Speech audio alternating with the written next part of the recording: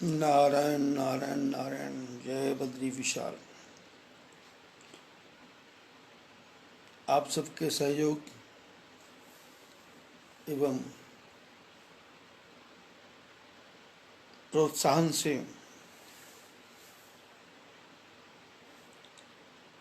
भगवान की चर्चा नित्य प्रति चल रही है। आज ठाणे से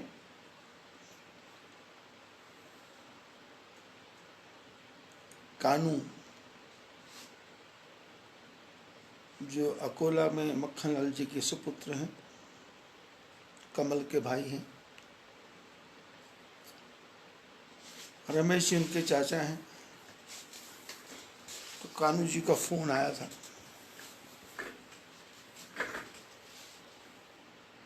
कि आप सत्संग कर रहे हैं, उसका बड़ा आनंद आ रहा है और इस लॉकडाउन के बीच में सब लोग घरों में नज़रबंद हैं और लुधियाना से हमारे एक शिष्य परिवार का फोन आया था कि गुरुजी, इस कष्ट भरी जिंदगी में भी जब आपका सत्संग हमारा परिवार सुनता है, और आजकल तो टेक्नोलॉजी इतनी बढ़ गई है कि आप इस कथा को अपनी टीवी पर भी सेट करके बड़े पर्दे पर भी इसको सुन सकते हैं।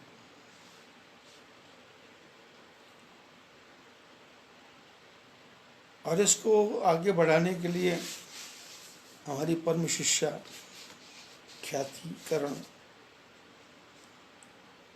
शर्मा, उसने अभूतपूर्व योगदान दिया और इस कथा के 53 एपिसोड यूट्यूब में डाल दिए। वे लोगों से चर्चा होती थी कि भाई आप व्हाट्सएप भेजते हैं, उसको कैसे करना समझ नहीं आ रहा था, तो अब तो आपको बहुत ही आसान हो गया।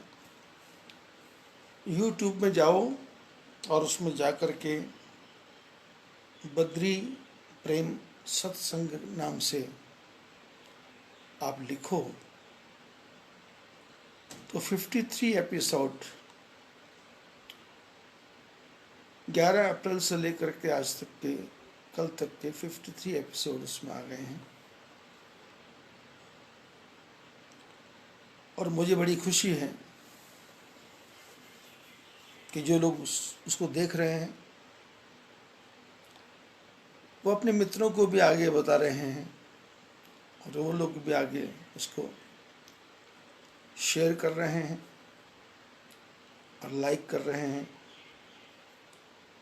और साथ में वो एक काले से रंग की घंटी है,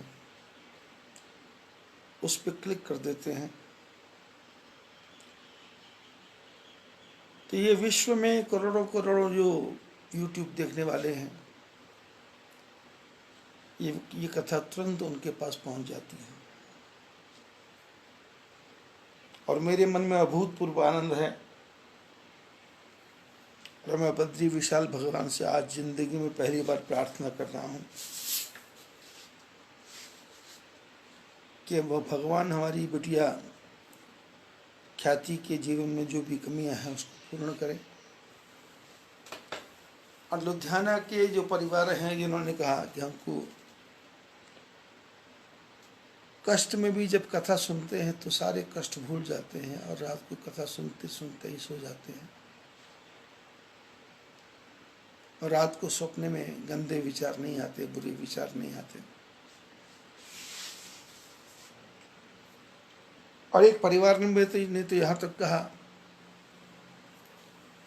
कि आज हमारे सपने में भीष्म पितामह आए,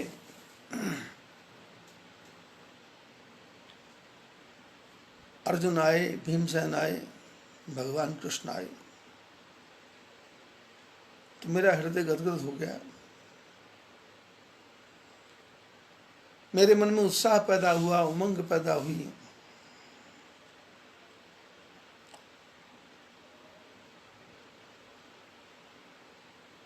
और साथ साथ विचार आया,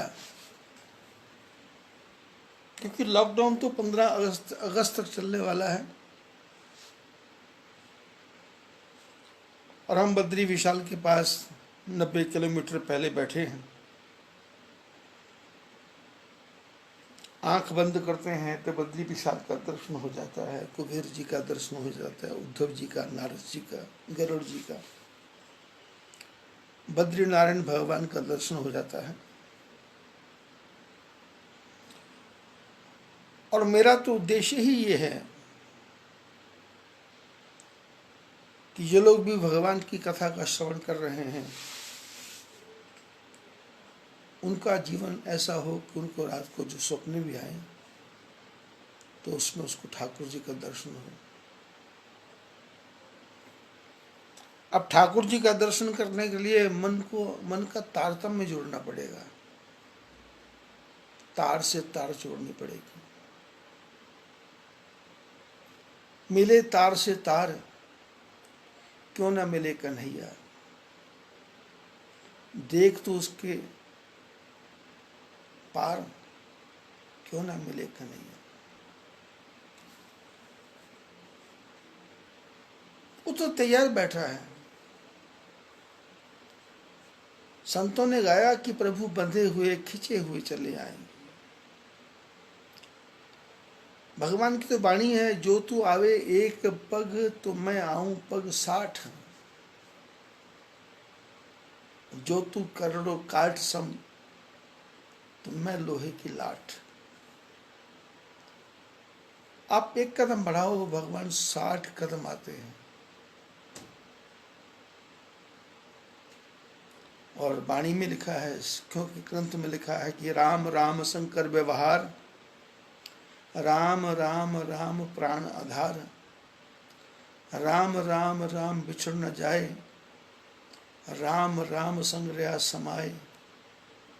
संत जना मेरे बोलो राम, सबते निर्मल पूर्ण काम, सबते ऊंच नाम प्रकाश, निस वासर जप नानक दास।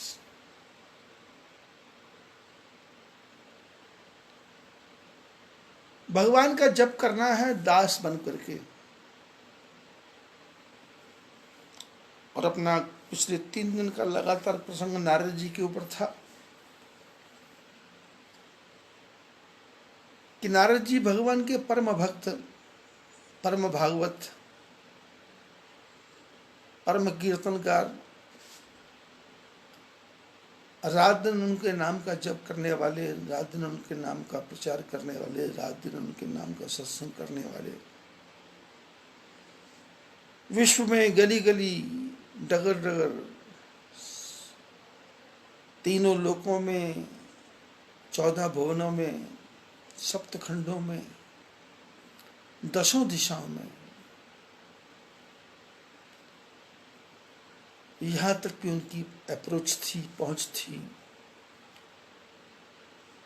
वहां पर भगवान का ही नाम लेते थे। लेकिन जीवन में एक ऐसी घटना आ गई, वो अपने को दास की जगह भगवान के बराबर समझने लग गए।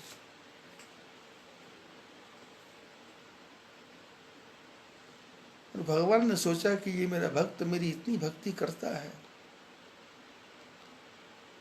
ये रास्ता भटक गया,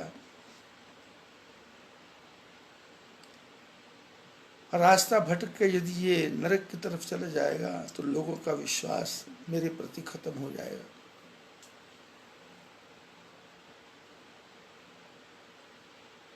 तो भगवान ने देखा कि उर अंकुरियु गर्भ तर भारी, बेगी सुमय डार्यहूं उखारी, क्योंकि प्रण हमारे सेवक हितकारी। भगवान ने कहा ये दास की जगह अहंकार में भगवान बनना चाहता है।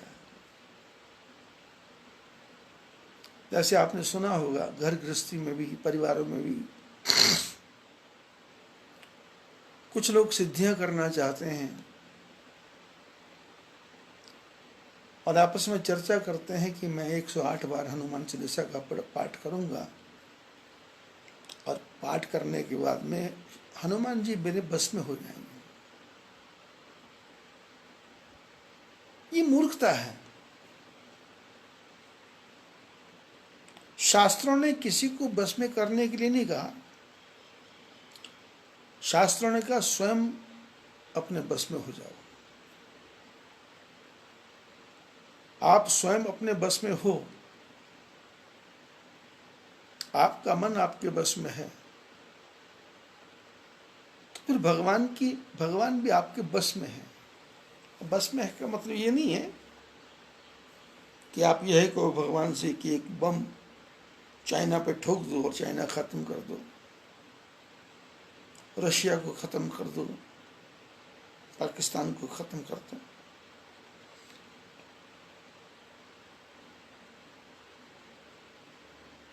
क्योंकि आप संपन्न हो जाएंगे तो आपको अहंकार आ जाएगा, आपके पास कोई शक्ति आ जाएगी तो आपके अंदर अहंकार आ जाएगा। और परमात्मा की कृपा यह है कि ठाकुर जी ने बस यही एक विशेषता की है कि आपको कोई ताकत नहीं थी। संसार में जितने भी मनुष्य हैं भगवान ने सबको थोड़ी थोड़ी बुद्धि दी है।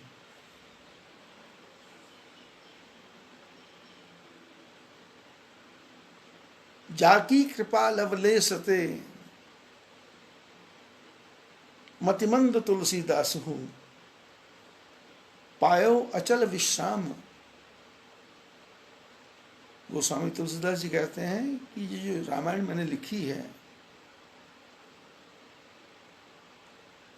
ये भगवान की कृपा का लवलेश है। अब लवलेश के लिए आपको समझना पड़ेगा कि भगवान की एक गिनती है, जैसे हम 0 0 करते हैं, ऐसा नहीं है। ये हमारी जो पलक झपकती है ऐसे, ये भी एक समय है। इसके बारे में कहा लव निवेश परमाणु युग वर्ष कर कल्प शरचंड, भजसी न मन ते ही राम को काल जासु कोतंड।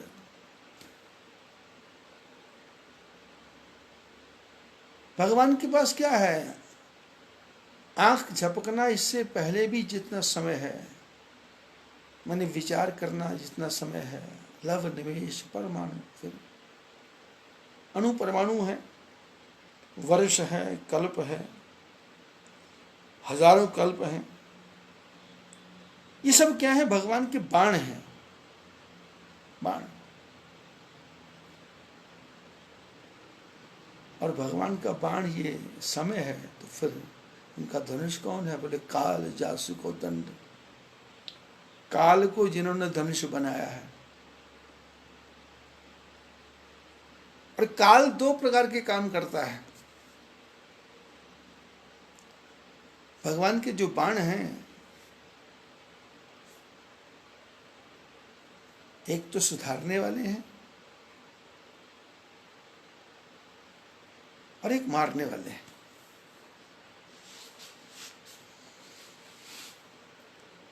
क्योंकि शास्त्रों ने कहा कि परमात्मा के मन में विचार आया कि सृष्टि का विकास हो, तो उन्होंने संकल्प किया एक ओहम अहम बहुश्यामः, मैं एक हूं इससे अनेक हो जाऊं। तो विचार करते ही सृष्टि का निर्माण हो गया। जैसे हम और आप बैठे बैठे ही मन में मकान बना लेते हैं, दुकान बना लेते हैं, सड़क बना लेते हैं, पहाड़ काट देते हैं, पार्किंग बना लेते हैं, गाड़ी खड़ी करने की जगह बना लेते हैं, और अगले ही क्षण समय पलटता है तो दिखता है झोंपड़ी भी नहीं अपने पास में।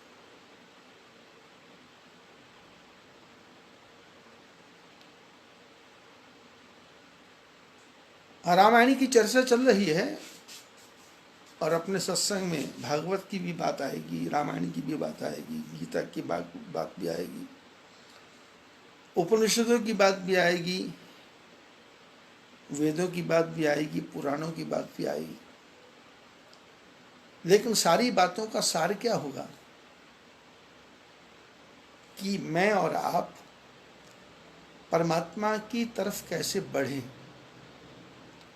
परमात्मा की तरफ कैसे चलें और परमात्मा के पास कैसे पहुंचें।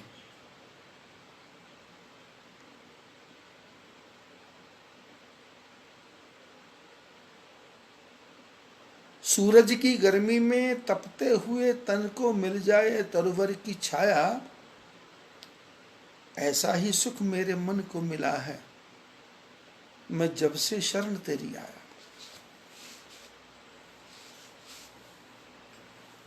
संसार की शरण में सुख नहीं है।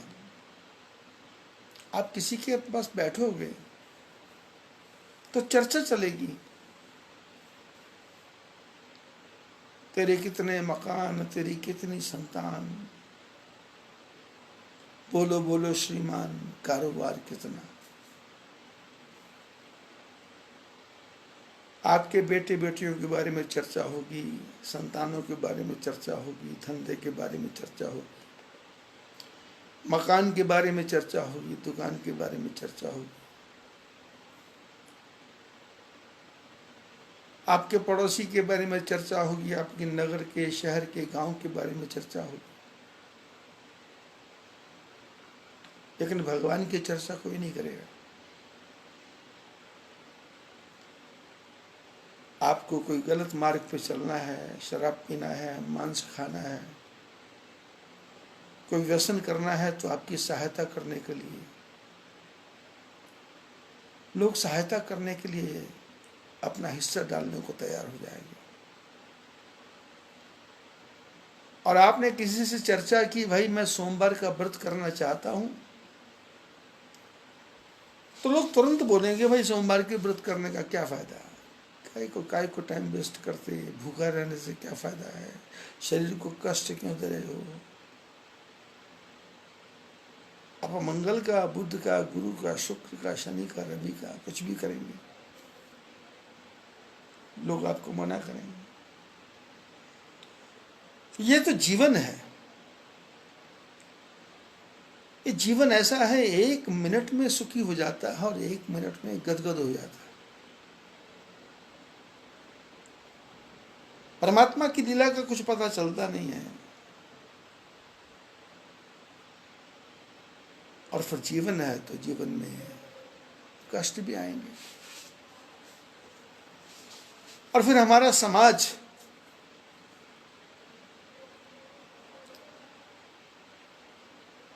सनातन धर्म को मानने वाला, उसको मैं हिंदू धर्म नहीं बोलता, क्योंकि मेरे सत्संग में मैं हिंदू हूं ऐसी कोई चर्चा नहीं है। क्योंकि शास्त्रों ने कहा मनुर्भव, मनुष्य बनो।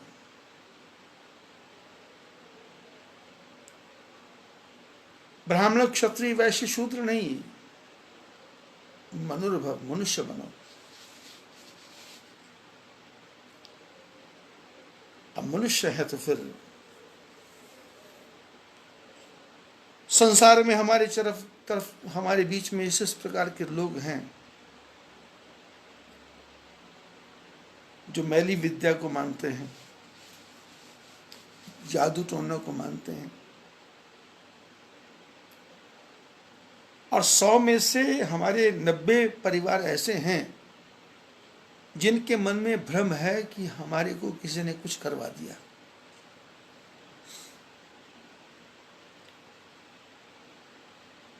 मैं अपने एक शिष्य परिवार को जानता हूं,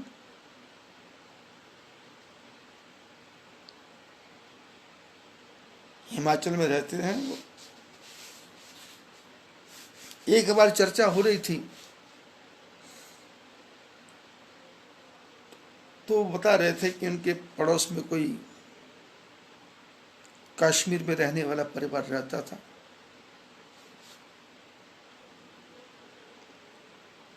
परिवार में 2-3 बच्चे थे, पति पत्नी। और उनके साथ में एक और परिवार रहता था, तो ये शरारती परिवार था। मांस खाते थे लोग, तो कभी कभी क्या करते, मांस के ऊपर लाल रंग का सिंदूर लगा करके अपने पड़ोसी के घर के बाहर रखा थे चोरी से। और पड़ोसी सुबह उठता, देखता, और देख करके किसी ने कुछ कर दिया, किसी ने कुछ करवा दिया, किसी ने कुछ कर दिया, तो फिर वो भागते, कहाँ जाएं, किसको मिले। तो फिर आपने देखा हुआ कि हर शहर में वो पेपर में आता है, साईं मियाँ, काले खां, गोरे खां, या फिर पेपरों में इश्तिहार आता है, लड़की को बस में करना हो, लड़के को बस में करना हो, मुकदमा जीतना हो, या दूसरे को उसका विनाश करना हो, तो हमारे पास आओ, 3 दिन में आपका काम करके देंगे। फिर हम भागते हैं। फिर वो सामने वाला इतना मकड़ जाल में, इतना बाक जाल में, इतना अपनी बातों में फंसाता है कि आप उसको अधीन हो जाते हो, और वो आपको राम कृष्ण से दूर ले जाता है और आपको भूत प्रेत पिशाच के चक्कर में डाल देता है। पंजाब में ही हमारा एक ऐसा परिवार है, फिरोजपुर जिले के पास, जिनके पूरे परिवार का यही काम है कि लोगों के घरों में जाकर के जादू मंत्र टोने का तमाशा दिखाना, फिर उनको अपनी बातों में फंसाना, और फिर उनको बोलना कि हमारे वहाँ आओ, 3 दिन चौकी लगेगी, 4 दिन चौकी लगेगी, 6 दिन चौकी लगेगी। ऐसे घूमते घूमते मैं सिलीगुड़ी चला गया, तो वहां पर हनुमान जी का मंदिर है। सैकड़ों परिवारों को उन्होंने ऐसा बांध रखा है। वहां सालासर जी का मंदिर का एक प्रतीक बना रखा है, वहां उनसे वो चौकी लगवाते हैं। 3 घंटे खड़े होकर जप करना है, 3 घंटे खड़े होकर पूजा करना हनुमान जी की।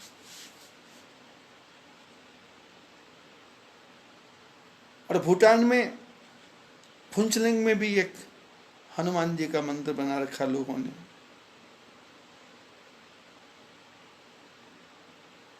सालासर जी का, बालाजी का मंदिर। और वहां तो मैंने सुना है कि वहां को तो पुजारी लेडीज को बोलता है कि प्रातःकाल 3 बजे कपड़े खुल करके स्नान करके हनुमान जी के पास जाकर के दर्शन करो तो तुम्हारा काम होगा। और वो पागल लोग लगे हुए हैं।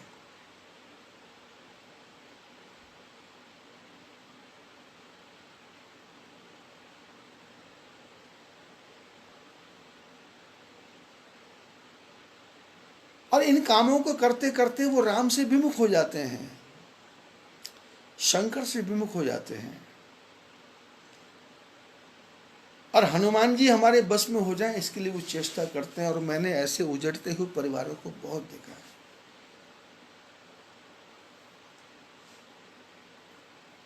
और घूमते घामते अंत में जब कभी मेरे से मुलाकात होती है, तो मैं उनके हृदय को साफ करता हूँ। मैं किसी को मना नहीं करता, कहाँ जाते हो जाओ, जो करना करो। लेकिन जब वो मेरे पास आते हैं तो मैं ठाकुर जी से प्रार्थना करता हूँ, प्रभु ये भटक गए हैं, आपने नारद जी को समझाया, नारद जी को लाइन पे लाए, और नारद जी को ठीक करने के लिए नारद जी ने आपको गालियां दी हमने देखा है संसार में जो लोग हैं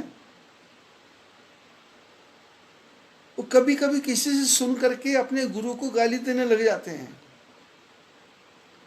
गुरु को फोटो निकाल देते हैं, गुरु को घर से निकाल देते हैं, गुरु को मन से निकाल देते हैं।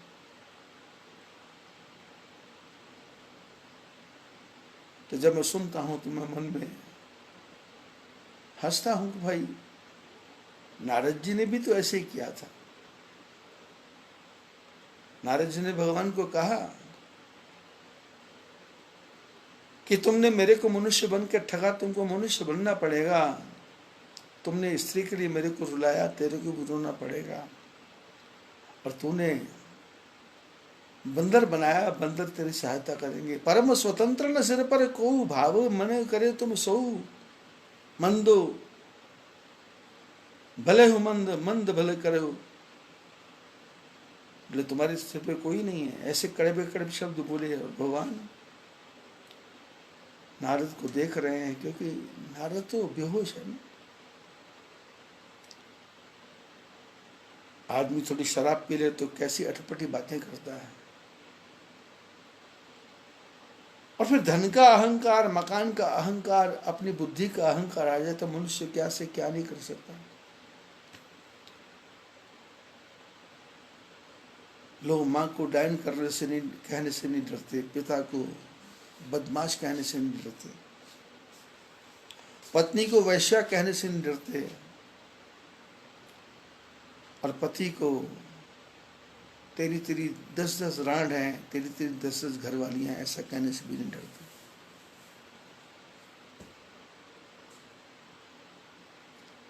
ऐसे लोगों के समूह में जब हम जाते हैं तो ठाकुर जी के चरणों में प्रार्थना करते, प्रभु आप इनकी बुद्धि को 1 सेकंड में शुद्ध कर दोगे। आपने इंद्र की बेटी जयंत को सुधारा, आप विश्वामित्र जी के साथ में जंगल में गए तो वहां ताड़कों को मारा, पर मारीच को नहीं मारा। मारीच को ऐसा बाण मारा कि 100 योजन का सागर पारा। वो समुद्र के पार पहुंच गया रावण के यहाँ। मारीच को रावण ने दूत बना के भेजा था राम के अयोध्या में, क्योंकि रावण भी अमेरिका की तरह ही था, जैसे अमेरिका करता है। सऊदी अरब में भी उसकी सेना है, तो कुवैत में भी उसकी सेना है, तो ईरान में भी उसकी सेना है, तो इराक में भी उसकी सेना है, डियागो गार्सिया में भी उसकी सेना है, तो इंडिया में भी उसकी सेना है, तो पाकिस्तान में भी उसकी सेना है।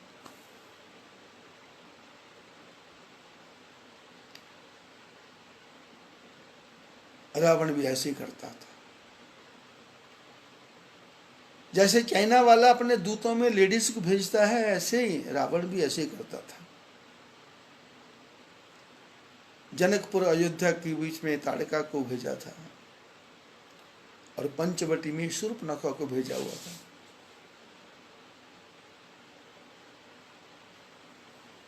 क्योंकि महिलाओं में एक विशेषता है, ठाकुर जी ने महिलाओं को एक ताकत दी है। एक ही बस में 2 आदमी एक सीट पे बैठे हैं, पूरी यात्रा निकल जाएगी, दोनों आदमी एक दूसरे से बात नहीं करते।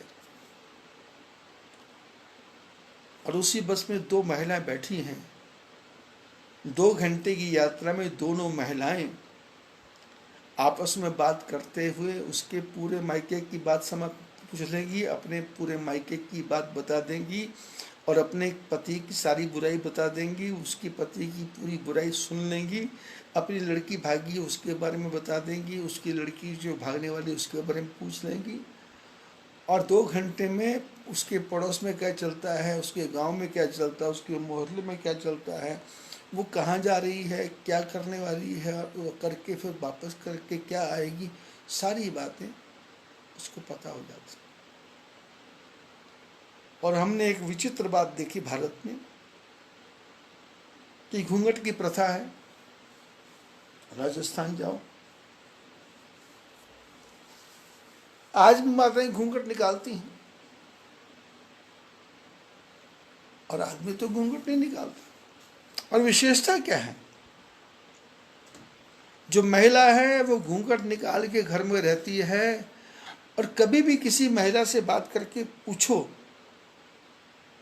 कि ऐसा काम करना, वो बोलती मैं तो अपने घर से कभी बाहर निकली ही नहीं, मैं अपने घर से बाहर नहीं जाती। लेकिन यदि उससे बात करो तो उसको पूरे राज्य की बातों का पता है, और उसका जो पति है उसको पड़ोस में रहने वाला कौन आया उसके बारे में भी नहीं पता। इसलिए ब्राह्मण लोगों में मैंने चर्चा, ब्राह्मणों से, पंडितों से, विद्वानों से चर्चा की, तो कई ब्राह्मण जो विद्वान हैं वो चर्चा करते हैं, महाराज जी 4 वेद नहीं है,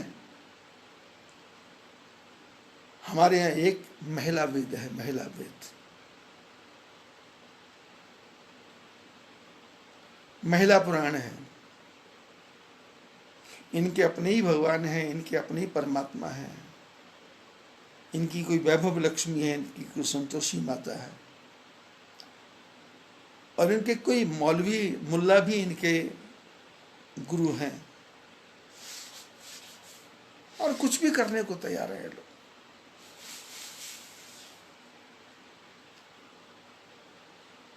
ये सारी बातें जो मैं आपको बता रहा हूं, आप सोचेंगे ये कौन सी बात शुरू कर दी। मैं आपको समझाने की चेष्टा कर रहा हूं कि आप इन झंझटों में मत फंसो। आप ठाकुर जी के चरण में आ जाओ, आपको कहीं जाना नहीं पड़ेगा, कहीं भटकने की आवश्यकता नहीं है, मन को अशांत करने की आवश्यकता नहीं है। भगवान के चरणों में ध्यान लगा लो, आपका हृदय गदगद हो जाएगा। आप कहते हैं परमात्मा को जो बस में करना, रहे नहीं, सारा संसार आपके बस में हो जाएगा। आप रामायण को पढ़ो, भागवत को पढ़ो, महाभारत को पढ़ो,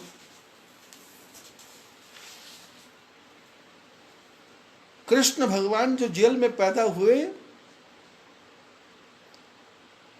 उनको भीष्म पितामह भी मानते हैं, द्रौपद भी मानता है, कर्ण भी मानता है, दुशासन भी मानता है, दुर्योधन भी मानता है, धृतराष्ट्र भी मानता है,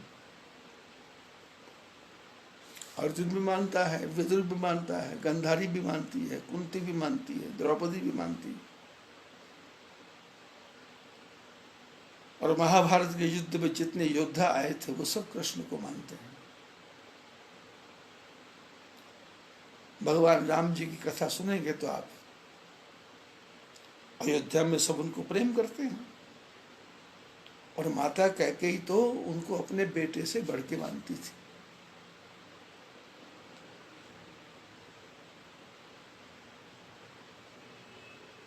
घर से वनवास हुआ, सबसे पहले तो गुरुदेव लेके गए घर से बाहर, पत्थर की मूर्ति अहिल्या,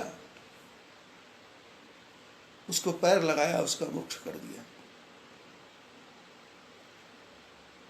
जंगल में गए तो केवट का मोक्ष किया,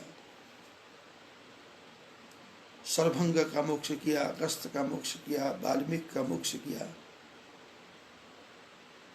खरदूषण का मोक्ष किया, सुबाहु का मोक्ष किया, ताड़का का मोक्ष किया।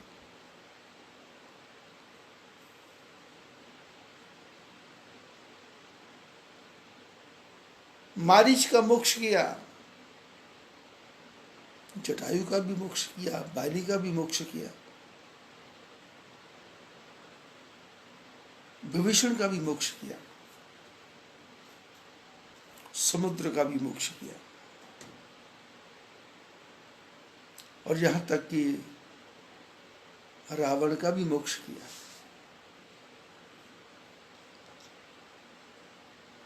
भगवान से प्रेम कैसे करना है, ये रामायण में एक छोटा सा सूत्र है। राम रावण युद्ध चल रहा था, और विभीषण राम जी के साथ में 24 घंटे रहता था, और विभीषण को पता था कि रावण की नाभि में अमृत है, जब तक उस अमृत के कुंड को नहीं सुखाया जाएगा तब तक रावण नहीं मरेगा। विभीषण बार बार राम जी से कहता था, प्रभु इसके हृदय में तीर मारो, इसकी नाभि में तीर मारो। राम जी ने विभीषण को धीरे से बोला, भाई सुनो, मैं तीर तो मारूं लेकिन तुमको टेक्निक का पता नहीं है।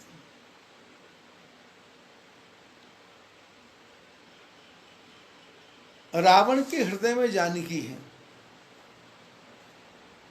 रावण ध्यान किसका कर रहा? जानकी का। तही के हृदय बस जानकी, जानकी उर मम बास है, मम उदर भुवन अनेक लागत बाण सब कर नाश है। राम जी कहते विभीषण ये रावण है, रावण ने अपने मन में सीता जी को बसा रखा है और सीता जी ने राम जी को बसा रखा है, राम जी ने सारे संसार को बसा रखा है। राम जी ने कहा मैं रावण के बाण मारूंगा, वो बाण रावण को नहीं लगेगा, सीता को लगेगा, सीता को नहीं लगेगा, मेरे को नहीं, मेरे को लगेगा, मेरे को नहीं लगेगा, सारे संसार का विनाश हो जाएगा। आप लोगों ने भागवत कथाकारों से कथा सुनी होगी कि रुक्मिणी ने राधा को दूध पीने के लिए भेजा गरम गरम, और वो दूध पी गई तो भगवान के चरणों में दूध की मलाई है और भगवान के पैर जले हुए, छाले पड़े हुए। ये कथा नहीं है। भगवान की भक्ति कैसे करनी है? जैसे लोभी 24 घंटे धन के बारे में सोचता है, ऐसे ही हमको अपने राम धन को मन में रखना है। पायो री मैंने राम रतन धन पायो, पायो री मैंने राम रतन धन पायो, पायो री मैंने राम रतन धन पायो। वस्तु अमोलक दी मेरे सतगुरु, वस्तु अमोलक दी मेरे सतगुरु। मेरे सतगुरु ने मेरे को अमोलक वस्तु दे दी, राम रतन धन पायो। राम रतन धन मिल गया तो फिर जीवन में करना ही क्या है?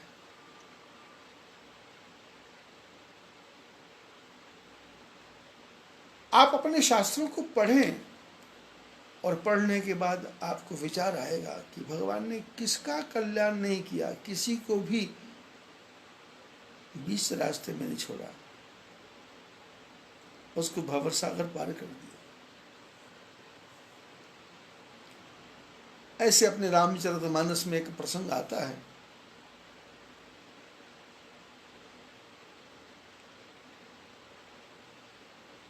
कैकेयी ने दशरथ को बोल करके राम जी को 14 वर्ष का वनवास दे दिया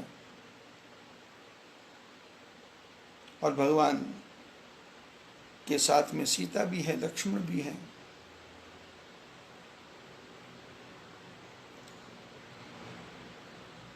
सुमंत नाम का सारथी उनको छोड़ने के लिए जंगल में जा रहा है और पिता दशरथ ने सुमंत्र को समझाया कि भाई देखो, ऐसा 3-4 दिन इनको जंगल दिखा के आ जाओ, अब जंगल के कष्टों को जब ये भोगेंगे तो ये घर को जाने की बात करेंगे, तो इनको आराम से ले आना।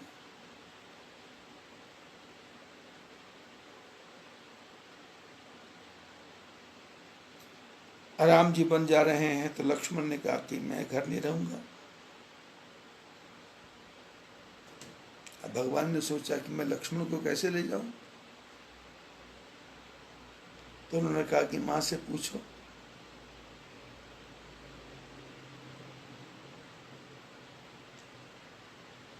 पिताजी ने वनवास दिया, राम भगवान अपनी मां के पास गए, पीले वस्त्र पहन करके, महात्माओं के वस्त्र पहन करके, माँ ने कहा ये वस्त्रों को उतारो और राजाओं वाले वस्त्र पहनो।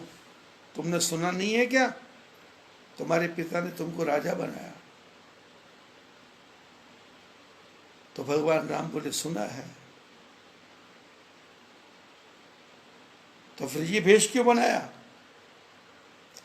बोले माता जी आपको सुनने में कुछ कमी हो गई। मेरे पिताजी ने मेरे को अयोध्या का राजा नहीं बनाया। पिता दीन मोहि कानन राजू, मेरे पिताजी ने मेरे को जंगल का राज दिया है। पिताजी ने दिया था वनवास, पिता ने नहीं, माँ ने दिया था वनवास।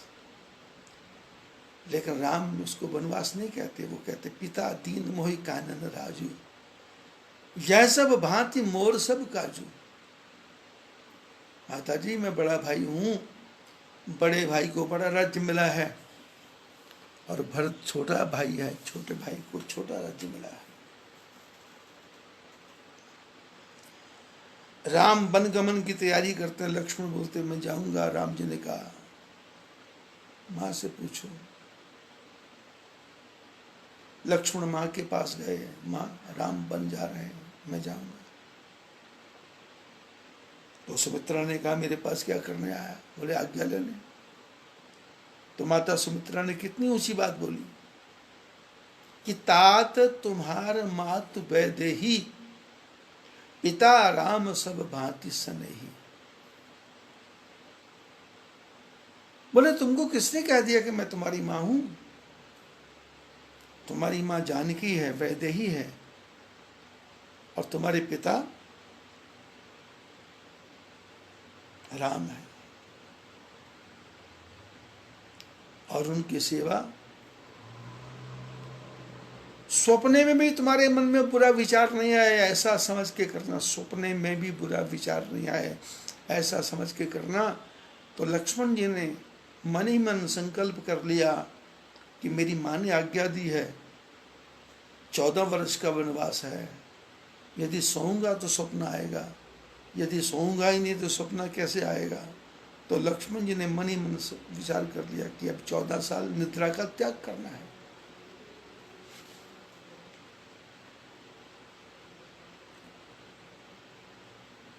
ये रामचरितमानस अखंड पाठ के लिए नहीं है, ये रामचरितमानस पूरा अखंड जीवन में उतारने के लिए।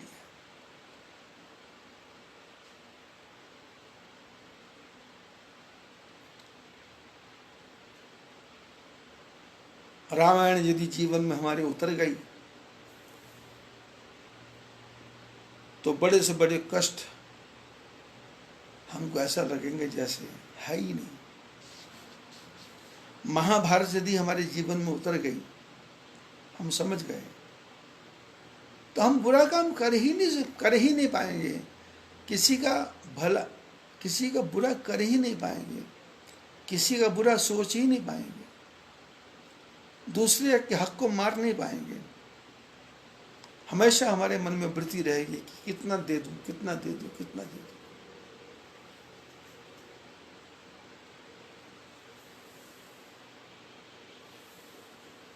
सीता जी को पता लगा भगवान जा रहे हैं, तो सीता जी ने अपनी माँ सास कौशल्या से कहा, कौशल्या ने कहा अपने पति राम से पूछ। राम जी ने कहा भाई जानकी देखो 14 वर्ष का वनवास है, पिताजी ने दिया है। 14 वर्ष तो 14 दिन में बीत जाएंगे। दिवस जात नहीं लागे 12, समय को जाने में कोई देर लगती नहीं है। ऐसा कर लो, मायके ससुरे सर्व सुख। तुम्हारे मायके में भी सब सुख हैं और यहाँ अयोध्या में भी सब सुख हैं। इसलिए 14 साल के लिए ऐसा करो, कुछ दिन अपने मायके चले जाओ और कुछ दिन अपने ससुराल रह जाओ, 14 साल कट जाएंगे। जानकी जी ने भगवान को कहा कि प्रभु आपके बिना मेरा जीवन अधूरा है, क्योंकि जिय बिनु देह नदी बिनु बारी, तैसे नाथ पुरुष बिनु नारी। मनुष्य का शरीर है, उसमें से प्राण निकल गए तो उस शरीर की कोई कीमत नहीं है। नदी है पर उसमें पानी सूख गया तो फिर ऐसी नदी से क्या फायदा। ऐसे ही नाथ पुरुष बिना नारी, ऐसे ही पुरुष के बिना स्त्री है। और जानकी ने कहा प्रभु आप मेरे को साथ ले चलो,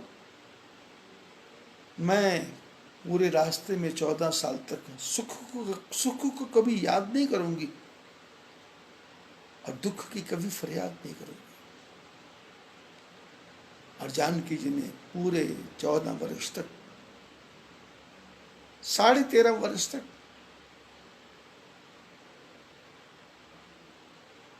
ऐसी रहती जानकी।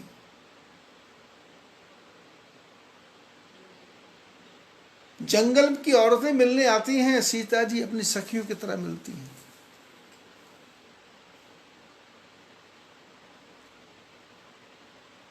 और जंगल की औरतें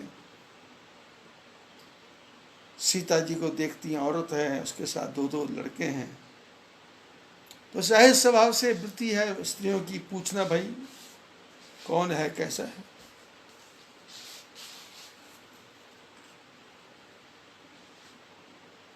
तो वो औरतें सीता जी को पूछती हैं जंगल में कि भामिनी अभिनय क्षमब हमारी, बिलगन मानव जान गवारी, राजकुंवर दुई सहज सलोने, जिनत लहे द्युति मरकत सोने।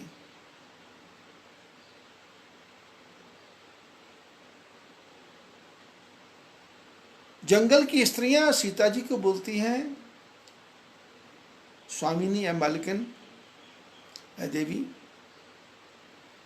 हम आपसे कोई बात कर रही हैं, यदि हमारे बोलने में कुछ अटपटा हो जाए तो हमको क्षमा करना। स्वामिनी अविनय क्षम हमारी, बिलगन मानव जान गवारी, हम गवार हैं, जंगल की औरतें हैं, ऐसा सुन के हमको तुम अलग मत मान लेना, क्योंकि तुम भी औरत हो हम भी औरत हैं। ये तुम्हारे साथ 2 राजकुमार हैं, राजकुंवर दुई सहज सलोने, दोनों सहज है सलोने हैं। ऐसा लगता है मोती माणिक में जो चमक है इनके कारण है। ये तुम्हारे क्या लगते हैं? तो सीता जी ने इशारा किया कि जो गोरे रंग का है ना, ये इसका नाम लखन लघु देवर मोरे, इसका नाम लक्ष्मण है, ये मेरा छोटा देवर है। इशारे इशारे में बताया कि और भी देवर हैं। और अब पति के बारे में बताना था तो आजकल की औरत होती तो वो तो बोल देती थी ये श्याम है, ये मदन है, ये मेरे हस्बैंड हैं।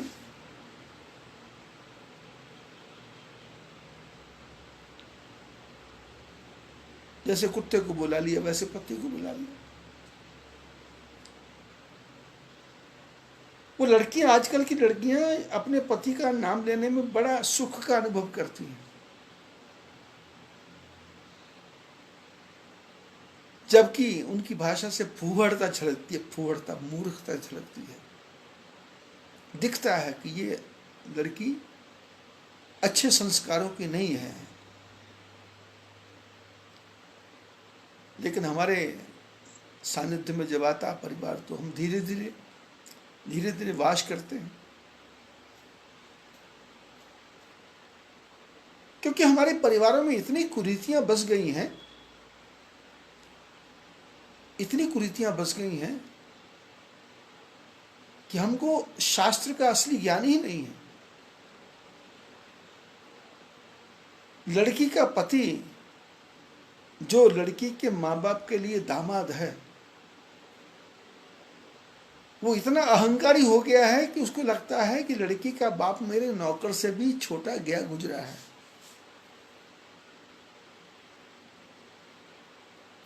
अहंकार करता है। और मैंने देखा शादियों में, 1-2 शादी में जाने का मौका मिला, जब वो वरमाला डालते हैं तो लड़का गर्दन नहीं झुकाता, लोगों के सामने गर्दन नहीं झुकाता, फिर लड़की को उठा के वो गले में माला डालते हैं और नाटकबाजियां करते हैं। और यही वो लड़का है जो पिछले 6 महीने से अपने होने वाली घरवाली से रात के 3-3 घंटे बातें कर रहा है। भाई ये फालतू के नाटक क्यों कर रहे हैं? फिर वो परिवार के लोग घर में लेके आते हैं तो फिर वो डंडा हाथ में छड़ियाँ दे करके वो पिटाई का प्रोग्राम शुरू कर देते हैं। फिर वो कमरे में जाके वो दूध के घी के पानी के कटोरे में पता नहीं क्या अंगूठी मुंगूठी डालते उसको ढूंढो। अरे किसको मिला रहे हो, किसको मिला रहे? ये तो 6 महीने से इन्होंने अपनी माँ बाप बहन भाई पड़ोसियों की सारी कहानियां सुना दी है। इनकी कहानी खत्म हो गई है। अब इनके जीवन में रस नहीं है, इनके जीवन में खिंचाव रहेगा, तनाव रहेगा, क्योंकि हर रात को बेटी माँ को फोन करेगी, यहाँ हो गया, यहाँ हो गया, यहाँ हो गया, यहाँ हो गया, और माँ उसको पॉइंट मारती रहेगी, ऐसा कर, ऐसा कर, ऐसा कर, ऐसा कर।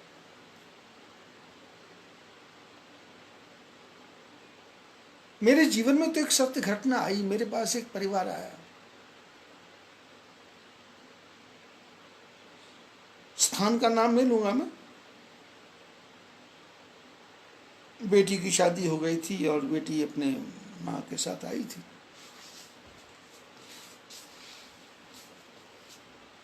और आप सबको पता ही है कि हर माँ चाहती है बेटा मेरे पास रहे, और हर पत्नी चाहती है मेरा पति अपने माँ बाप के पास ना रहे। अब बाहर से दिखाने के लिए चाहे आडंबर है, उनके पास करोड़ों की संपत्ति है तो अटैच करके रखा हुआ है, पर मन के किसी कोने में है कि अलग रहे तो अच्छा रहे।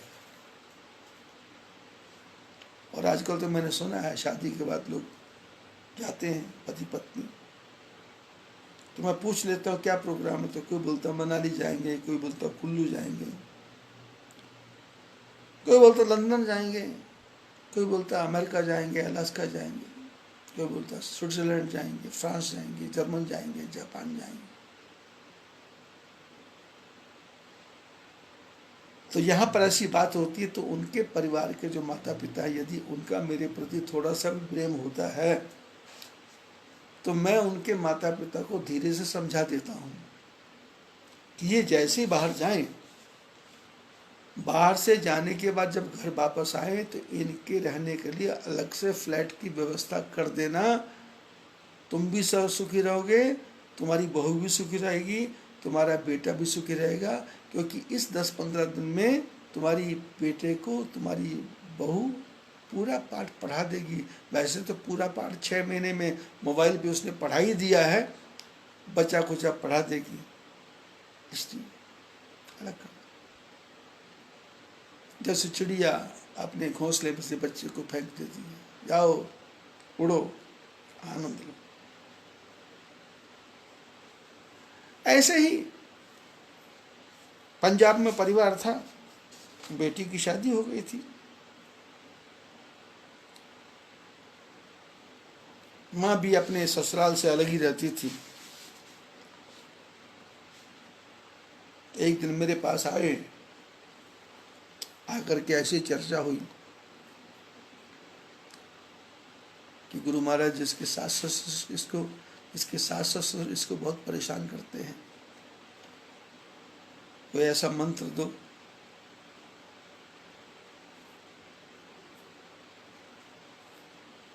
अब मैं क्या मंत्र देता, उनके घर में आना जाना था। तो एक दिन उनके घर भोजन करने गया तो माँ अपनी बेटी को समझा रही है कि तेरे को एक तरीका बताऊं मैं,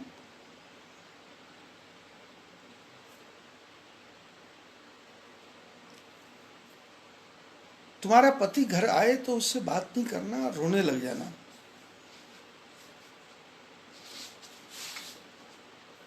और जब वो रोने का कारण पूछे तो तुमने बताना नहीं। 1 दिन, 2 दिन, 3 दिन, महीना भर।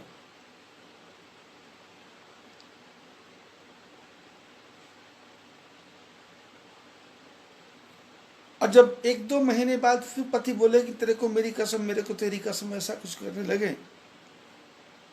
तो तुमने बोलना आप बुरा तो नहीं मानोगे? बोलेगा नहीं नहीं, मैं बुरा नहीं मानूंगा। तुमने बोलना कि 2 महीने पहले पापा जी, मेरे पति के पिता बोले मैं सोई हुई थी तो मेरे बिस्तर पे आए और मेरे ऊपर झुके और मेरे मुंह को चूमा। मैंने सोचा आप आए हो, तो मैंने देखा कि अरे ये तो पापा हैं। तो मैं तो एकदम घबरा गई। तो पापा मेरे को बोले कि तुमको मेरी कसम है, तुमको मेरी कसम है, तुमको मेरी कसम है, ये बात किसी को नहीं बताना। बोले ऐसा जब तू नाटक करेगी ना तो तेरा पति माँ बाप को छोड़ देगा। मतलब कि किस किस प्रकार से नाटक होते हैं संसार में। घर को फोड़ने के लिए माँ बेटी को ज्ञान देती है। और यहां सीता जी,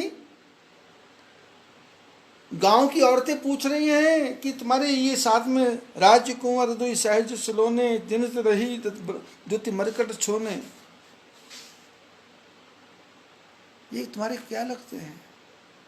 तो सीता जी ने कहा कि लक्ष्मण तो मेरा छोटा छोटा देवर है, अब कैसे बोले ये राम मेरे पति हैं?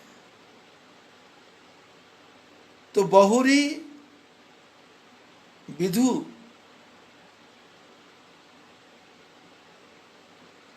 मुख अंचल ढांकी, जो सिर का दुपट्टा थोड़ा सरक गया था उसको थोड़ा सा आगे किया, उसको ढका और ढक करके हाथ से पकड़ा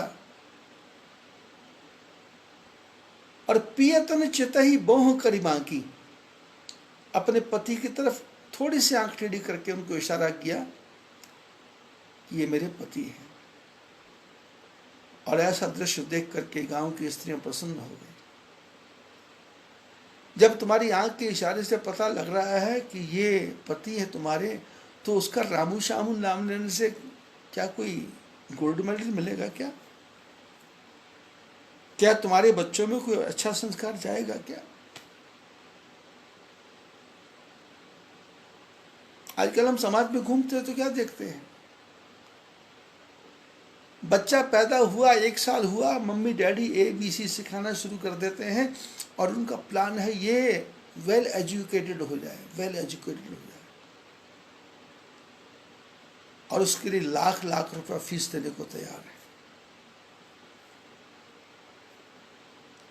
पिछले 25 साल से यहाँ मैं स्कूल चला रहा हूँ, 25 साल से, और हजारों की संख्या में बच्चे पढ़ के मेरे यहाँ से चले गए, हजारों की संख्या में। और ठाकुर जी की कृपा से मेरे यहाँ जो बच्चे पढ़े हैं आज वो सेना में ऑफिसर हैं, डॉक्टर हैं, इंजीनियर हैं। बद्री विशाल की कृपा से आजकल वो अच्छी अच्छी पोस्टों पे हैं। अब वो बच्चे और उनका परिवार मेरे से बात करने में थोड़ा शर्माता है, कतराता है, मेरी रिस्पेक्ट करता है, मेरे सामने कोई नहीं आता, क्योंकि भगवान की कृपा से मैंने अपने प्रिंसिपल को बता रखा कि भाई इनका सबको फ्री कर दो, गांव के लोग पढ़ जाएंगे। क्योंकि आश्रम की सेवा करने के लिए तो मेरे पास तो हजारों शिष्य हैं, हजारों शिष्य हैं। मैं लोगों को फोन करूंगा कि आश्रम में 40,000 रुपये महीने का स्कूल का खर्चा है, तो वो 40,000 रुपये एक ही आदमी भेज देगा।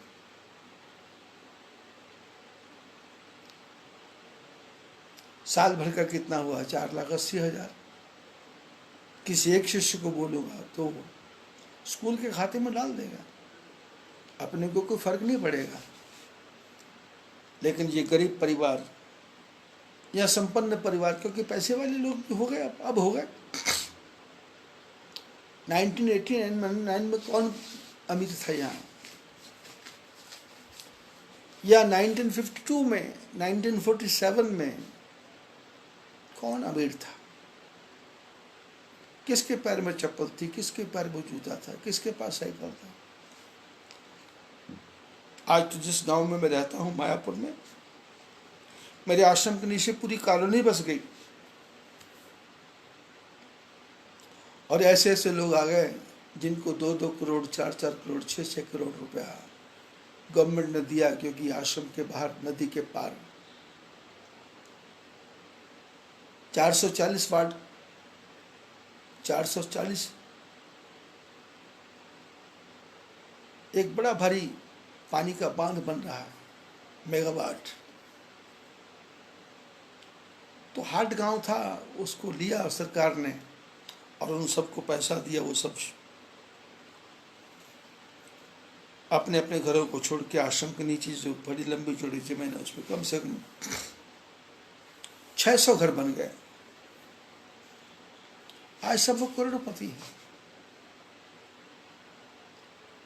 अब करोड़पति है तो फिर आश्रम में कैसे पढ़ेंगे? तो सब देहरादून जा रहे हैं, दिल्ली जा रहे हैं, और ठाकुर जी ने ऐसा चक्र चलाया कि अब सारे नीचे से भाग के ऊपर आ रहे हैं। बोले गांव में सुख है।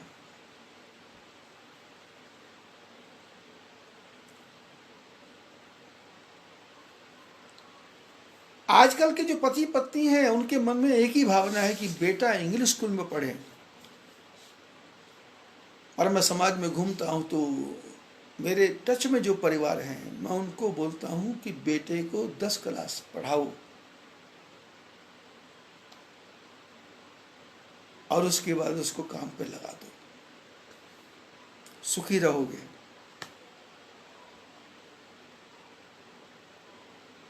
अर्थ करिष्य विद्या, पैसा कमाने की विद्या आ गई तो उसको काम पे लगा दो, इसको कॉलेज नहीं भेजो। जो बड़े बड़े कॉलेजों में पढ़े हैं, मैं देखता हूँ वो हरिद्वार दिल्ली लैट्रिन साफ करते हैं होटलों में जाकर। जिन्होंने होटल मैनेजमेंट का कोर्स कर रखा है वो होटलों में झाड़ू लगा रहे हैं। लेकिन पति पत्नी आजकल के जो सास ससुर से अलग जाके रहते हैं, इंग्लिश पढ़ाएंगे, इंग्लिश पढ़ाएंगे, इंग्लिश पढ़ाएंगे। और हालत ये होती है, बेटा बेटी पढ़ गए और नियम भी बना लिया, एक ही बेटा एक ही बेटी, और एक ही बेटा एक ही बेटी, तो परिणाम क्या है?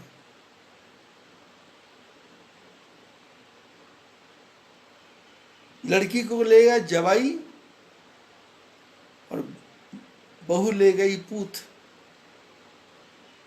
बेटे को ले गया, बेटी को ले गया जवाई, बहू ले गई पूत, हम घर बैठे ऊत के ऊत। आपने छल कपट प्रपंच करके पैसा कमाया, क्योंकि लाखों की डोनेशन लगती है।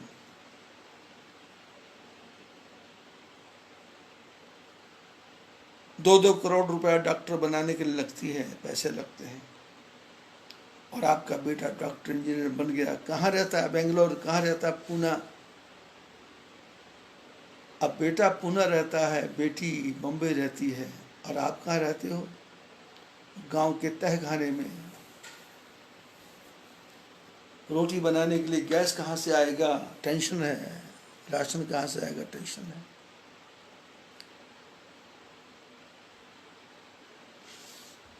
रामचरितमानस को पढ़ो। और मैं बोलता हूँ बेटों को ज़्यादा, यदि वो वेल एजुकेटेड हैं, पढ़ाओ। और यदि उड़ते हैं तो उड़ने दो, उनकी नौकरी लगती है तो लगने दो। और फिर मन में ये विचार मत करो कि मेरा बेटा मेरी सेवा नहीं करता, क्योंकि तुमने उसको सेवा के लायक रखा ही नहीं है। अब उसको जाने दो, तुम तो ठाकुर जी की शरण में रहो। अब ज्यादा ज्ञान देने से भी क्या लाभ।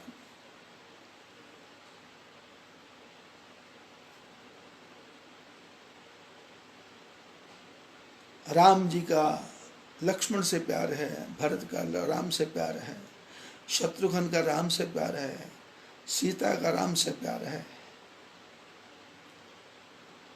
अब यात्रा शुरू हो गई और रामचरितमानस में कथा है कि पिताजी ने सुमंत्र को पढ़ाया कि इनको 4 दिन जंगल में घुमा के ले आओ, रथ में बिठाओ और लेके जाओ, और 4-5 दिन के बाद में जब इनका मन जंगल से ऊब जाए तो इनको वापस ले आना, और तब तक मैं कैकेयी को समझा दूंगा, सुमंत्र को बताया।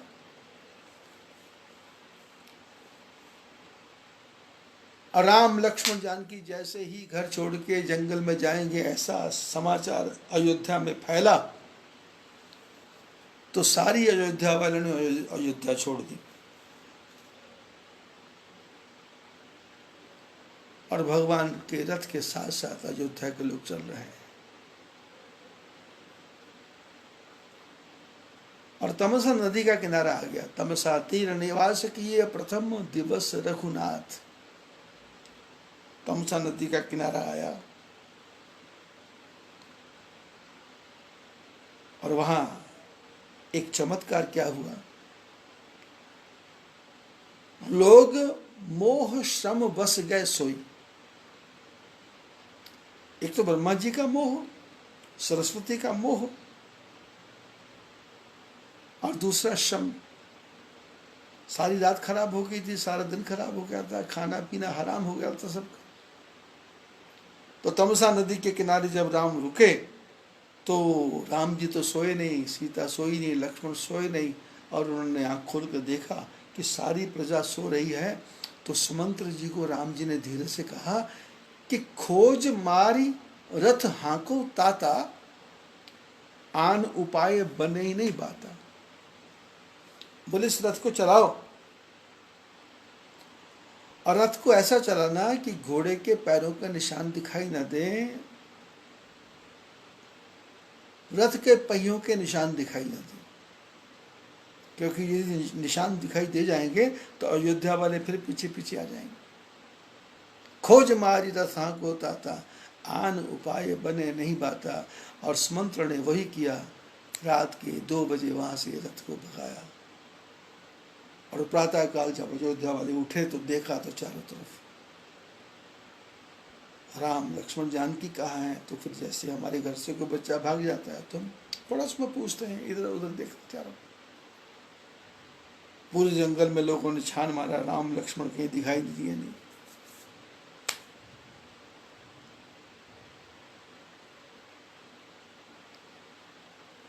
सारे अयोध्या के लोग अयोध्या वापस आ गए और इन्होंने सबसे पहले अयोध्या में क्या क्या किया, भगवान की पूजा करना बंद कर दिया, जैसा कि आप और मैं और हम सब लोग करते हैं। हम लोग क्या करते हैं, सबसे पहले भगवान की पूजा बंद। घर में कोई मर जाए पूजा बंद, घर में कोई पैदा हो जाए पूजा बंद, घर में शादी हो पूजा बंद, घर में कोई उत्सव हो पूजा बंद, बर्थडे हो पूजा बंद, बुढ़े की एनिवर्सरी हो तो पूजा बंद, पति पत्नी की एनिवर्सरी हो तो पूजा बंद। बाकी सब काम चालू है, बाकी कोई काम बंद नहीं। लेटरिन बाथरूम बंद नहीं, टब बाथ बंद नहीं, परफ्यूम लगाना बंद नहीं, पिज्जा खाना बंद नहीं, पाव भाजी खाना बंद नहीं, इडली डोसा खाना बंद नहीं, पिज्जा खाना बंद नहीं। ये तो मुसीबत ये लॉकडाउन की है। इस लॉकडाउन ने सिखा दिया कि चटनी रोटी खाओ भाई। मैं कभी कभी लोगों के घर में भोजन करने जाता हूँ ना, तो लोग थाली में अचार भी रख देते, नींबू का अचार, आम का अचार, मिर्ची का अचार, और फिर 1-2 मिठाइयाँ। हमारा साहू परिवार है अमरावती में, उनके घर का तो नियम ही है कि परोठा भी बनेगा, पूड़ी भी बनेगी और फुल्का भी बनेगा, सूखा बड़ा भी बनेगा, गीला बड़ा भी बनेगा, मिठाई भी बनेगी, नमकीन भी बनेगी, चूड़ा भी बनेगा और थाली में सब कुछ आएगा। पिछले दिनों भगवान की तरह कृपा से सौभाग्य मिला उनके घर में रहने का, 15-20 दिन रहा मैं। तो मैं देख के हैरान होता था। अब उनको मैं क्या बोलूं, भाई ये क्या क्या तुम बना के रखते हो, कि जिनका घर में मेहमान हूं, जो मेरे को गुरु मानते हैं, अब इनको क्या समझाऊं। तो फिर मैं उनको बोलता था थाली दूसरी ले आओ, थाली दूसरी ले आते थे, तो उसमें से मैं 2 फुल्कियाँ निकाल के रखता, थोड़ी दाल रख लेता, चावल जो भी ले लेता, बाकी छोड़ देता। और अकेले में बैठ के विचार करता कि भाई ये अचार क्यों बनाया था, पुराने लोगों ने अचार क्यों बनाया था। अचार इसलिए बनाया था कि दाल सब्जी नहीं होगी तो अचार से रोटी खा लेंगे। ये परोठा क्यों बनाया था, भाई नमक लगाएंगे, परोठा नमक वाला बनाएंगे और चाय सवेरे होगी, दूध होगा तो परोठा रोल करके खाएंगे, चाय पी लेंगे, दिन बीत जाएगा। अब तुम थाली में ही पूड़ी भी रख रहे हो, परोठा भी रख रहे हो, फुल्का भी रख रहे हो, और वो कुछ फुल बड़ी तल के रख रहे हो, पापड़ भी रख रहे हो, बोले ये किताब, बोले मूंग का पापड़, ये बोले चावल का पापड़, ये बोले खींच बोलती हूँ उसको, जो पापड़ फूल जाते हैं। ये नींबू का अचार है, ये आम का अचार है, ये चटनी है, ये हरी चटनी है, ये पीली चटनी है, ये नीली चटनी है, ये गुलाबी चटनी है। भाई ये क्या है, पेट है कि ये कोई तय खाना है। 4 अंगुल की जीभ है, उसका स्वाद है, उसको जब जीभ के अंदर चला गया, यहाँ गले में चला गया, उसके बाद तो कोई स्वाद ही नहीं है। दवाई कितनी भी कड़वी हो आप पियो, जीभ के अंदर चलेगी, फिर कड़वी दवाई लगती नहीं है।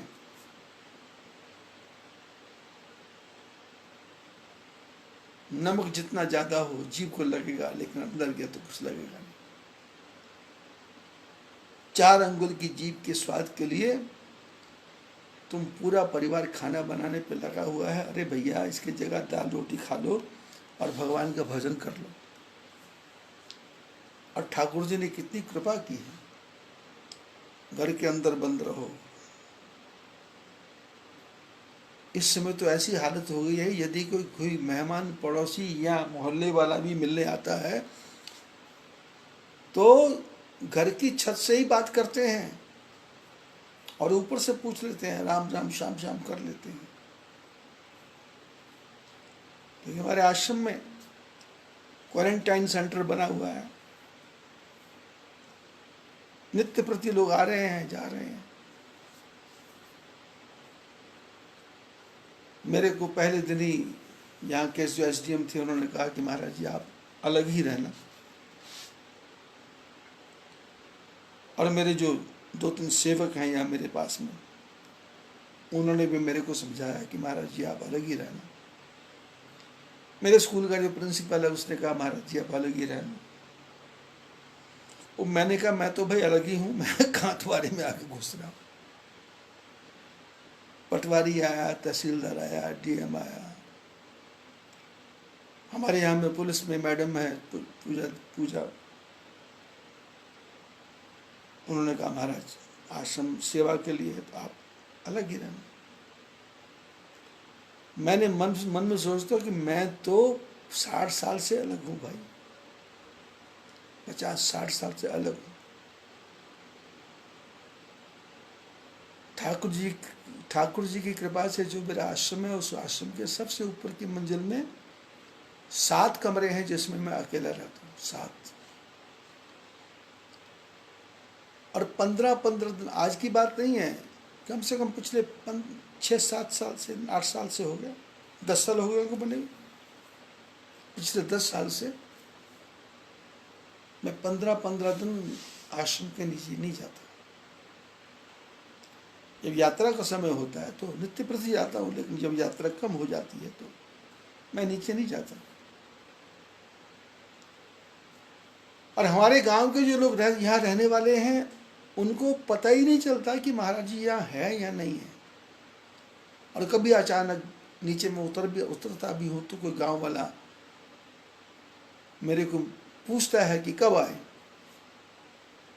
तब मैं उसको क्या बताऊं। मैं बोलता हूं अभी आया। अब अभी कहाँ से आया, ऊपर से आया या बाहर से आया, ये तो कहने की बात ही नहीं। अब इतना कहने से वो समझ जाते हैं कि अभी आया।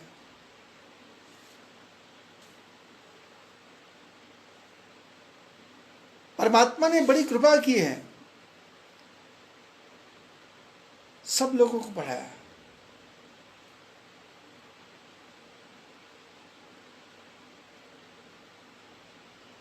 भगवान राम तमसा नदी के किनारे पहुंचे और खोज मारी रथ हाको ताता, आन उपाय बने नहीं पाता। अयोध्या के लोगों ने अयोध्या में आकर के पूजा पाठ बंद कर दिया,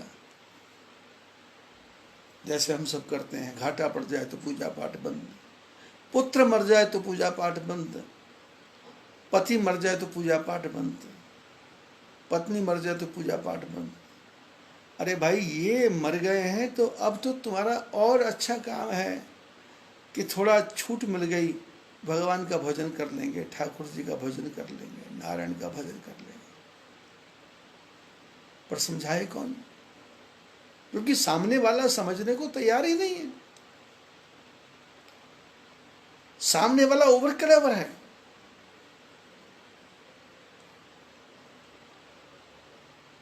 सामने वाले को मैं पाठ पढ़ा रहा हूं, पर उसको जो पाठ पढ़ाने वाले हैं वो उसको बोलते हैं कि तेरे गुरु जी थे तो तेरा बेटा क्यों मर गया। अरे भाई, गुरु जी थे, गुरु का बाप मर गया, क्या कर लिया गुरु जी ने? गुरु मर गया तो गुरु ने क्या कर लिया? गुरु तो थोड़ा कुछ करेगा, वो तो ठाकुर जी की लीला है। किसी को बचपन में ठाकुर जी उठा लेते हैं, क्योंकि हमारे आपके घर में भी यदि कोई नौकर बढ़िया काम करता हो और आपने कुछ अच्छा मकान बनाया हो तो आप उसको वहाँ ट्रांसफर कर देते हो, भेज देते हो कि भाई तुम संभालो।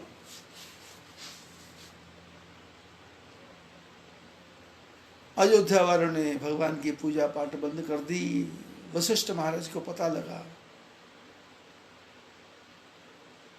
लेकिन वशिष्ठ महाराज क्या कर सकते? और रामायण में कथा बड़ी सुंदर है। चलते चलते गंगा नदी के किनारे पे पहुंच गए। वहां निषाद राज थे। जब उसने सुना कि अयोध्या के राजा दशरथ के बेटे राम लक्ष्मण आ रहे हैं अपनी पत्नी के साथ में, तो उसने सारे निषाद के लोगों, अपने जो भील थे, कोल किरात भिल्ल बनचारी को बुलाया और बुला करके कहा कि देखो, रुको, सब ठाकुर जी की सेवा करो। हमारा भाग्य है, हमारे राजा आए हैं, आज हमारा सौभाग्य इनके सेवा करेंगे। ये तो हम गरीबों को इनकी सेवा करने का काम मौका लगता था। तुरंत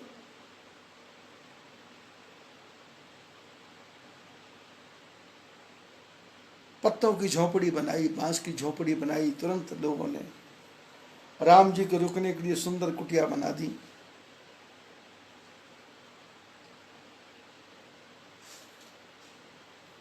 रात्रि का समय हुआ।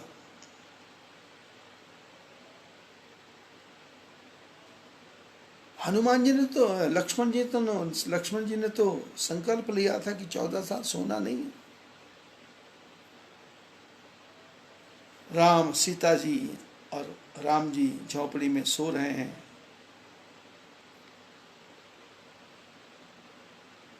निषाद राज को बहुत विषाद हो गया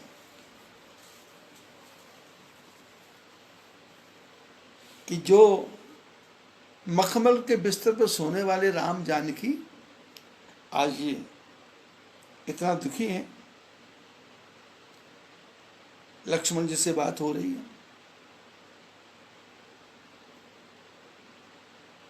आप कथा को ध्यान से सुनेंगे तो बात समझ में आएगी। निषाद ने कहा कि राम सीता दुखी हैं। कैकेयी नंदनी मंदमती कुटिल कठिन पन कीन, यही रघुनंदन जानकी ही सुख अवसर दुख दीन। निषाद राज ने कहा कैकेयी मंदमती है, कुटिल है, उसने बहुत गलत काम किया है। कुटिल कठिन पन कीन, कौन सा? जिसने सीता राम जी को सुख के समय दुख दिया। लक्ष्मण जी ने कहा देखो ऐसा नहीं बोलना। ये कौन लक्ष्मण है जो घर में दशरथ जी को बुरा बोल के आए हैं, माँ कैकेयी को बुरा समझ के आए हैं, जो बोले प्रभु राम जी मेरे सिवाय मेरा कोई नहीं संसार में, मेरा तो आप ही सब कुछ है। तात मात गुरु सखा तो सब विधि हित मेरो। और यही लक्ष्मण निषाद राज से कहते भैया कोहू न काहू सुख दुख कर दाता। कोहू न काहू सुख दुख कर दाता, निज कृत कर्म भोग सब भ्राता। अरे भाई ये संसार में कोई किसी को सुख देने वाला नहीं है, कोई किसी को दुख देने वाला नहीं है, ये सब अपने कर्मों का फल है। लक्ष्मण जी ने समझाया तो निषाद राज ने कहा सीताराम जी ने भी कोई बुरे कर्म किए थे क्या? तो लक्ष्मण जी ने पूछा भाई सीताराम जी सो रहे हैं, तुमको कुछ दिखा कि भगवान ने सोने में कोई देर की हो, सीता जी ने राम जी ने सोने में कोई देर की हो? बोलना तो बोले फिर उनका दुख कहाँ है? बोले दुखी कौन है? निषाद ने कहा मैं। तो बोले तेरा कोई पुराना कोई पाप होगा तो तेरे को दुखी कर रहा है।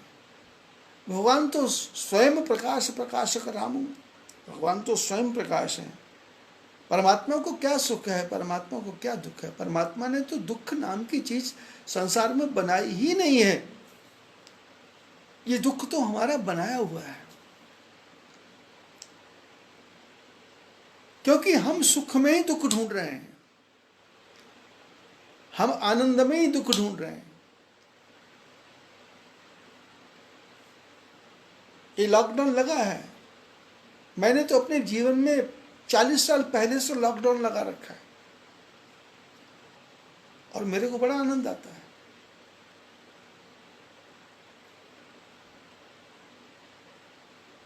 मैं बाहर भी जाता हूं कहीं अपने शिष्यों को, यहाँ जो मेरे को गुरु मानते हैं, तो मेरे उनके घरों में भी मेरा अलग से कमरा बना हुआ है। पूरे भारत में ठाकुर जी की कृपा से 150 मकान ऐसे हैं जिनमें मेरे कमरा अलग से बना है। उस कमरे में किसी को जाने का ऑर्डर नहीं है।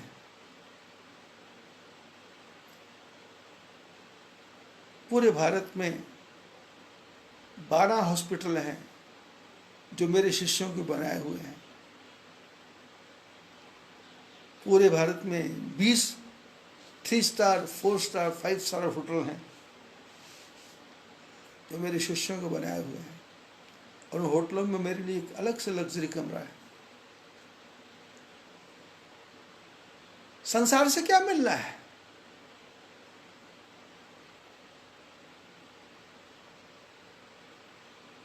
सेवा करनी है, सेवा के लिए धन चाहिए, तो धन ठाकुर जी भेज रहे हैं ना।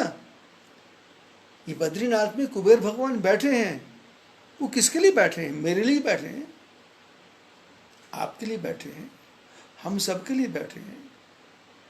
उस ठाकुर जी के आगे हाथ पसारो ना। आज मेरी पूना वाले कनु से बात हो रही थी। मैंने कहा ये जो वायरस आया है, कुछ भी आया है, हमारे भारत के लिए एक स्वर्ण युग आने वाला, स्वर्ण युग, सोने का युग आने वाला है। इतना सैनिटेशन हो रहा है, कि सारे मक्खी मच्छर खटमल सब मर रहे हैं। इतने हॉस्पिटलों का निर्माण हो रहा है, इतने पीपीई किट बन रहे हैं, इतने सैंपल किट बन रहे हैं कि अगले 30 साल तक भारत में रोग घुसेगा भी नहीं। जो मूर्ख लोग बोलते हैं ना कि कोरोना के साथ जीना पड़ेगा, अरे कुछ नहीं जीना पड़ेगा। ये तो हम जब से पैदा हुए तब से मलेरिया सुन रहे हैं। 3 दिन के बाद बुखार आता था, 2 दिन के बाद बुखार आता था, हड्डी तोड़ बुखार आता था। हम बचपन से सुनने आता था, वैद्य दवाई देते थे, काढ़ा बना के देते थे, ठीक हो जाते थे। पर मेरा और आपका जो जन्म है वो एलोपैथी के सिद्धांत के अनुसार हुआ, तो हमारे ऊपर आयुर्वेद थोड़ा काम कम करता है। और ठाकुर जी की कृपा से पिछले 2 साल से तो मैं लगातार, जब तक आश्रम में रहता हूँ, चाय नहीं पीता, काढ़ा पीता हूँ।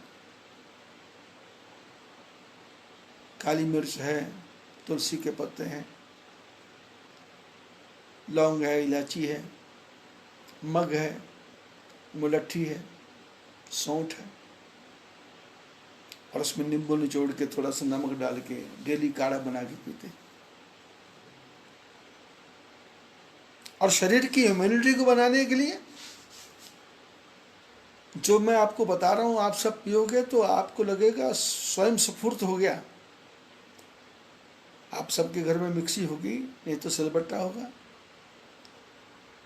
5 दाने बादाम, 5 दाने अखरोट, 5 दाने किशमिश, 5 छुआरे और 5 मुनक्का के दाने दूध में डाल के रात को भिगो के रख दो, और सवेरे उठ के मिक्सी में 2-4 बार घुमाओ, और उसके बाद में बिना चीनी डाल के आप उसको पियो, आपकी ह्यूमिनिटी बढ़ जाएगी।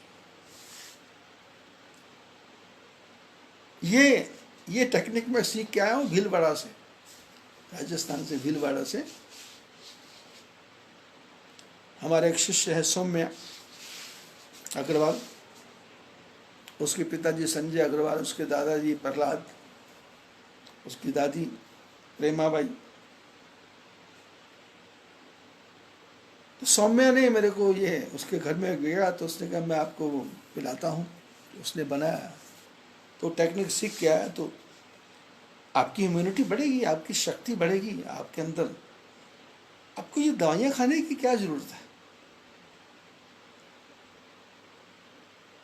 पिछली 22 अप्रैल से मैं आश्रम में रुका हुआ हूँ। रोज सवेरे काढ़ा पीते हैं, रोज सवेरे ये कॉफ़ी जैसा बन जाता है, इसको पी लेते हैं।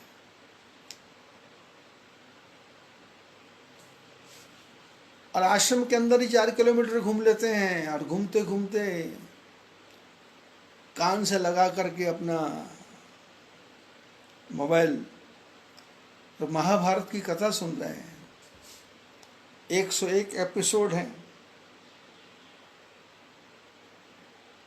60 एपिसोड सुन चुके हैं। 20 दिन हो गए घूमते घूमते, डेली 3 एपिसोड सुनते हैं। समय भी कट जाता है, थकावट भी नहीं होती, और शुगर का लेवल 90, 95, 106, 111। कोई दवाई खाने की जरूरत नहीं, कुछ करने की जरूरत नहीं। को ना काहू सुख दुख कर दाता, अरे निज कृत कर्म भोग सब भ्राता। ये सब अपने कर्मों का भोग है। निषाद राज और लक्ष्मण जी की बात चली रही थी, तो निषाद राज ने सारे अपने जितने भी लोग थे उन सबको जोर से आवाज लगा के बोला, देखो भैया, कोई भी रात को सोएगा नहीं, चारों तरफ पहरा देना है। हमारे राजा दशरथ के बेटे बहू यहाँ आए हुए हैं, कोई राक्षस अटैक ना करे, कोई जंगली जानवर अटैक ना करे। तो लक्ष्मण जी ने कहा, अरे निषाद ऐसा क्यों कर रहे हैं, सब सो जाओ, सो जाओ, मैं अकेला बहुत हूँ। निषाद राज ने कहा, हम सोएंगे नहीं। लक्ष्मण ने कहा, क्यों? बोले हमको पता लग गया है कि जब लोग सो जाते हैं तो आप रात को चोरी से उठ के भाग जाते हो। हम अयोध्या वाले नहीं हैं, हम जंगली लोग हैं, पर बुद्धि हमारे पास भी है, हम आपको भागने नहीं देंगे। ऐसा सुनते लक्ष्मण जी निरुत्तर हो गए, वो क्या उत्तर दे।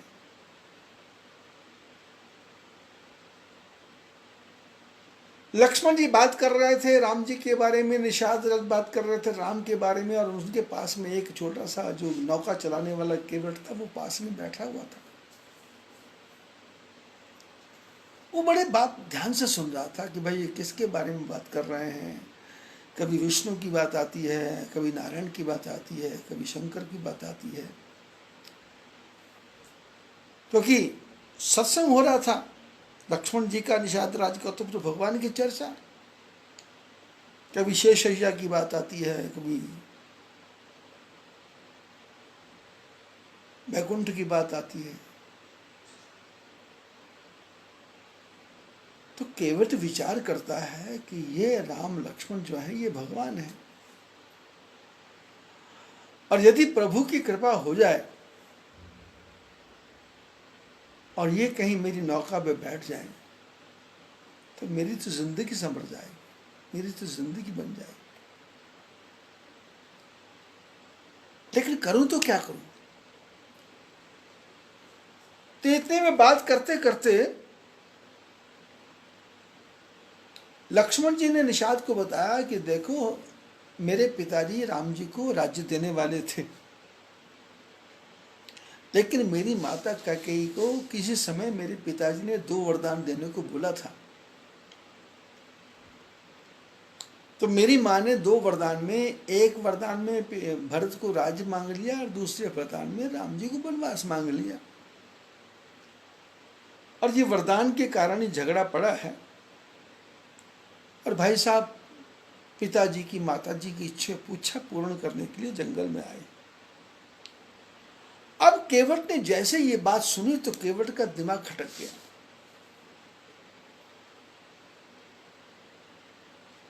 केवट ने मन में विचार किया कि एक बार जंगल में ये निषाद राज के सामने एक सिंह आ गया था,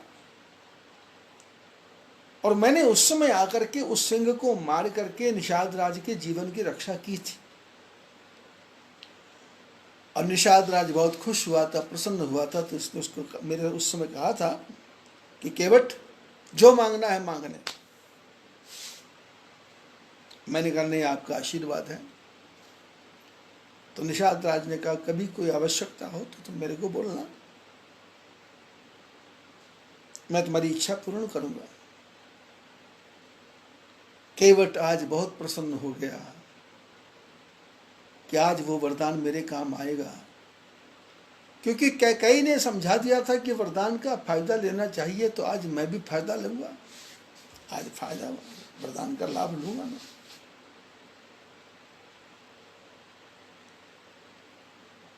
केवट उठा और धीरे से निषाद राज को बोला कि आपसे बहुत जरूरी बात करना है। निषाद राज ने कहा यही बोल दो। बोले नहीं, थोड़ा सा 2 मिनट। निषाद राज लक्ष्मण को बोल के कि मैं आता हूँ। तो केवट के पास गए, केवट से बोले क्या बात है। बोले वो जंगल की घटना याद है, एक सिंह आया था और मैंने उसको मारा था। केवट ने निषाद ने कहा याद है।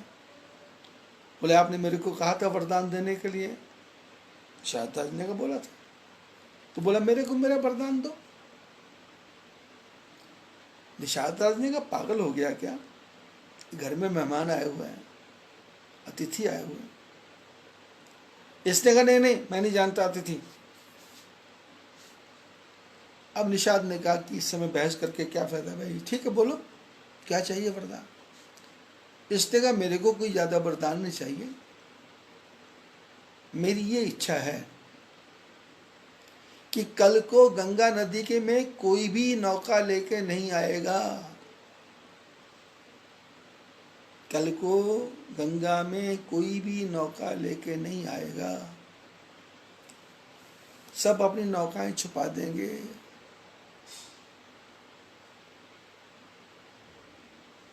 निषाद राज ने सुना तो निषाद राज मन में खुश हो गया, अरे ये तो मैं भी चाहता था। मेरे पास तो बहाना हो गया, भाई केवट ने वरदान मांगा, मैंने वरदान दे दिया, और कल नौका होगी नहीं तो भगवान पार कैसे जाएंगे? और भगवान पार नहीं जाएंगे तो हमको एक दिन और सेवा करने का मौका लगेगा। तो निषाद राज ने केवट को बोला कि तुम ही जाके सबको सूचना दे दो। और केवट ने सबको जाकर के बोल दिया कि कल को कोई नौका लेके नहीं आएगा, निषाद राज ने कहा है कल को कोई नौका लेके नहीं आएगा, निषाद राज ने कहा कल को कोई नौका लेके आएंगे। लोग तुरंत भागे और अपने अपने वहां जाकर के इन्होंने नौकाओं को छुपाना शुरू कर दिया। पूरे तमसा नदी के किनारे, गंगा नदी के किनारे हलचल मच गई।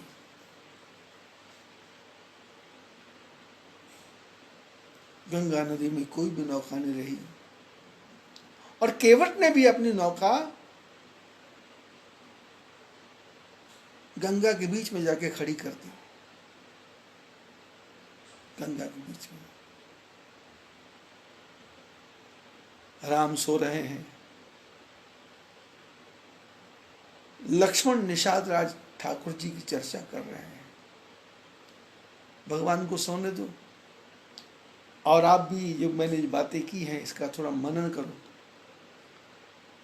और कल को फिर आगे केवट किस प्रकार से भगवान की सेवा करता है। एक वरदान कैकेयी ने 2 वरदान मांगे, पर दोनों वरदानों से कैकेयी का जीवन में कभी भला नहीं हुआ, और केवट ने एक ही वरदान मांगा। एक ही वरदान से इसने क्या से क्या पा लिया। महापुरुष कहते हैं तुम ये मत सोचो तुम अकेले हो,